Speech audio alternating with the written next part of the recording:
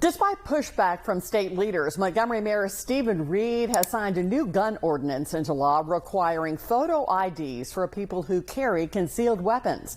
Under this new measure, if a police officer in Montgomery catches you with a concealed gun without an ID, that officer can take your weapon.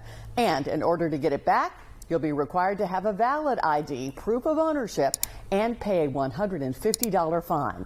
MPD will hold the gun for 30 days, and if no one claims it, the gun will be destroyed. This new ordinance conflicts with state law, allowing anyone over the age of 19 to carry a concealed pistol without a permit on public property.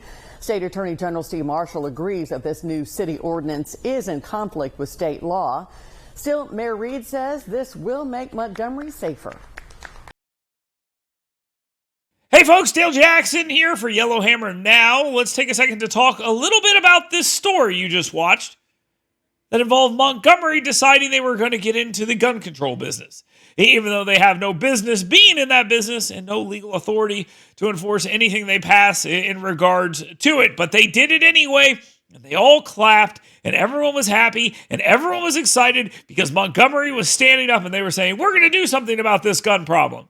I mean, not anything that matters or anything that's enforceable, but something that will get guys like Steven Reed and Randall Woodfin excited about the idea that gun control might be possible if they just get the right situation. Maybe the right number of people will die in their two cities, and then the people will demand more gun control.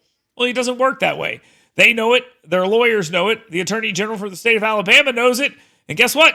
Now they know it. Also at tonight's meeting, leaders will consider repealing a gun ordinance they passed last month. That ordinance requires anyone with a concealed firearm to have a photo ID. Lawmakers dropped that requirement to have a permit for concealed firearms last year. So let's get this straight. They passed an ordinance. They applauded themselves for passing the ordinance. They took all the positive media coverage for passing the ordinance. And then a couple weeks later, before they could actually have to defend this thing in a courtroom, they decided they were going to repeal the ordinance. And that's exactly what this is about. If they didn't repeal the ordinance, they would wait until one person was caught under this ordinance, and then guess what would happen?